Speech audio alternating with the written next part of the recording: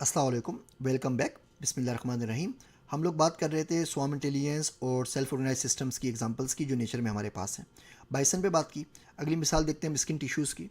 अगर आपके skin tissues damage हो गए हैं तो आसपास के टिश्यूज़ को डैमेज करना शुरू कर देंगे और वो सेल्फ ऑर्गेनाइज इमरजेंट वे के अंदर अपनी भी क्योर करते हैं और अपने आसपास मौजूद जो स्किल सेल्स होते हैं उनकी भी क्योर करते हैं। सेम्यूल हॉटन इसके ऊपर काफ़ी अर्से से काम कर रहे हैं, इनको आप ज़रूर गूगल कीजिएगा। हमारे पास क्राउन शाइनेस होते हैं, दरख्त होते हैं और दरख्त इस तरह का क्राउन बना लेते हैं कि लाइट सिर्फ इतनी तादाद में मिकदार में उनके पास नीचे पहुँचे जितने की उनको ज़रूरत है, और ये आपको जंगलों के अंदर आराम से मिल जाते हैं। और जॉन लेमी ने ज़बरदस्त इसके ऊपर काम किया है और इनको देखते हुए कंप्यूटर साइंस के एल्गोरिथम्स बनाए कि किस तरीके से साइबर सिक्योरिटी के अंदर हम वायरसेस से प्रोटेक्ट हो सकते हैं।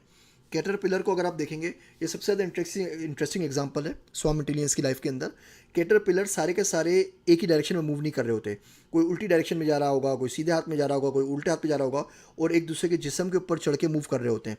लेकिन इनका इमर्जेंट आउटपुट ये निकलता है कि सारे का सारा पूरा का पूरा जो जो जस्सा बना हुआ होता है, ये पूरा गुच्छा एक ही डायरेक्शन में मूव कर रहा होता है। और इसको अगर आप गौर से देखें, इनकी वीडियोज़ देखें, तो आप बहुत ही ज़्यादा इंप्रेस होंगे कि नेचर किस तरीके से काम करती है।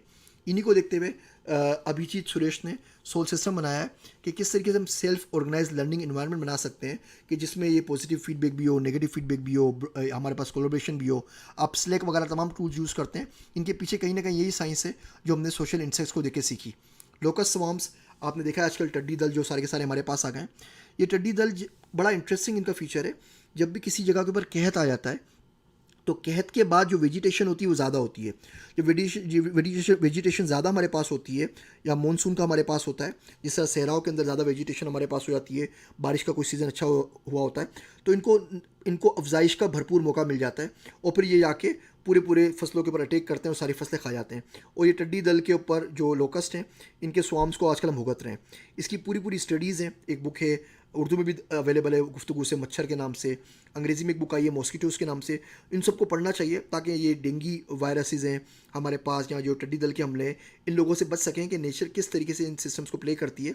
Once you understand the system you can softly intervene कि उसको किस तरीके से अपने हक में हम इस्तेमाल कर सकते हैं या उनसे हम कम से कम महफूज रह सकते हैं। मच्छरों की बात कर रही है, मैं आपको इंटरेस्टिंग फैक्ट बताता हूँ कि दुनिया के अंदर तकरीबन अभी तक जितने भी लोग आए उसमें से आधे लोग मच्छरों ने मारे हैं। तो कहते हैं मॉडर्न हिस्ट्री जो रिकॉर्डेड हिस्ट्री है उसमें अभी तक दुनिया में 40 बिलियन लोग आए, यानी कि 40 अरब लोग, उसमें से 20 बिलियन लोग सिर्फ और सिर्फ मच्छरों के हाथों हलाक हुए हैं। इससे ज़्यादा डेडली प्रेडिटर दुनिया में कोई भी नहीं है। कोरोना वायरस नहीं, कोई नहीं है। ये मच्छर हमारे इतने ज़बरदस्त किस्म के दुश्मन है, पूरी पूरी एम्पायर्स इन्होंने गिरा दिए। एक जगह मैं पढ़ रहा था कि तूफ़ान नूह के अंदर तकरीबन 8 से 20 बिलियन लोग हलाक हुए, यानी तूफ़ान नूह ने इतने लोग नहीं मारे जितने मच्छर अभी तक इंसानियत के अंदर मार चुके हैं। तो बहरहाल ये लोकस स्वाम्स हैं, ये हमारे पास एग्जांपल है। हमारे पास फिश स्कूलिंग होता है, ये आपने फिश के स्कूल देखे होंगे। प्रेडेटर्स को कंफ्यूज करने के लिए, बहुत बड़ी मछली आती है उससे मुकाबला करने के लिए ये हमेशा स्कूल्स फॉर्म करते हैं। हमारे पास जो ये मोल्ड होता है, इसको भी अगर आप मेज़ में डाल दें और फूड सोर्स रख दें तो ये बिल्कुल मूव नहीं करता, बिल्कुल ऑलमोस्ट बेजान सा है। उसके बावजूद ये छोटे स्पात के ऊपर पहुंच जाता है और साइंसदान आज तक हैरान परेशान है कि किस तरह ये मेमोरी को एक्सटर्नलाइज करता है कि छोटे स्पात को फाइंड कर लेता है, जो कंप्यूटर साइंस में हमारे लिए ऑलमोस्ट एक एनपी कंप्लीट प्रॉब्लम बना हुआ है। एंड ब्रिज आपने देखा होगा, ये समंदर के अंदर भी आप इनकी बहुत सारी वीडियोस यूट्यूब पे देख सकते हैं कि बाकायदा दरिया में एक पूरा बॉल बना लेते हैं और एक गोल गोल गोल घूम के एक जगह से दूसरी जगह पूरे का पूरा जो दरिया होता है या नहर होती है उसको क्रॉस कर लेते हैं और बाकायदा अपने जिस्मों का पुल बना के एक फूट को एक जगह से दूसरी जगह मूव कर लेते हैं। हमारे पास अलगी ब्लूम्स हैं, ये आपको समंदर में इनकी एग्जांपल्स मिल जाती हैं। एलेक्स सनोव ने इसके ऊपर ज़बरदस्त काम किया है। बर्ड फ्लॉकिंग, हम एग्जांपल इसकी देख चुके हैं, बर्ड जूल को भी पढ़ चुके हैं कि बर्ड किस तरह फ्लॉक कर रहे होते हैं। वोल्फ पेक हंटिंग, वोल्फ जो होते हैं वो हमेशा पेक की सूरत में एक ग्रो बना के हंट करते हैं और इसकी मदद से उनको जो प्रेडेटर होता है या जिसको भी वो हंट कर रहे होते हैं उसकी मदद वजह से ज़ख्मी भी कम होते हैं और शिकार भी बहुत अच्छी तरीके से कर लेते हैं। हमारे पास फर वेव्स हैं, ये एक सेल्फ ऑर्गेनाइज सिस्टम्स की मिसाल है हमारे पास नेचर के अंदर। हमारे पास जेब्रास की माइग्रेशन है। हमारे पास जो कॉकरोचेज़ हैं, ये हमेशा डार्केस्ट जो प्लेस होता है वो ढूंढते हैं अपने आप को सेव करने के लिए, अपने आप को बचाने के लिए। इसको देखते हुए पूरी रोबोटिक एक फील्ड बन गई है कि रोबोट्स को हम किस तरीके से एनवायरनमेंट में सेव करेंगे।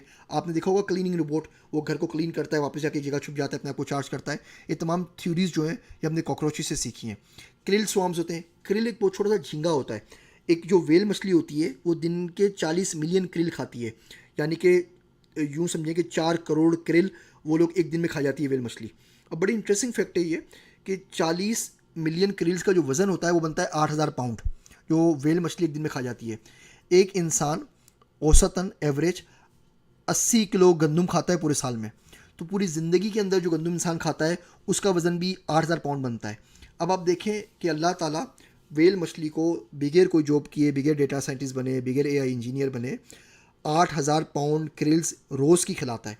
और हम 8,000 पाउंड गंदम पूरे साल की खाते हैं और उसके लिए हमने दीन ईमान सब कुछ बेच दिया है। हम बोलते हैं किसी तरीके से पैसा मिल जाए, जो कि इतना बड़ा मसला है नहीं। खैर, हम कहीं और निकल जाएंगे। तो ये क्रिल स्वार्म्स है, ये भी हमारे पास सेल्फ ऑर्गेनाइज सिस्टम की एग्जांपल है। फिर हमारे पास ये 12 सिंगे होते हैं, केरीबू। इनके पास जो इनकी पूरी की जो माइग्रेशन होती है ये पूरी की पूरी सेल्फ ऑर्गेनाइज सिस्टम के तहत होती है। यहाँ तक कि आप बैक्टीरिया लेवल के ऊपर भी आ जाए, ये हमारे पास जो पी वोटेक्स होता है इतने अमेजिंग डिज़ाइन बनाता है और सारे के सारे डिज़ाइन बना रहा है ये सेल्फ ऑर्गेनाइज सिस्टम्स। यहाँ हमारे पास जो स्वार्म सिस्टम्स है इसके एग्जांपल्स हैं। इस टॉपिक को यहाँ पे ख़त्म करते हैं। अगली स्लाइड के ऊपर मैं आपसे कुछ असाइनमेंट्स डिस्कस करता हूँ।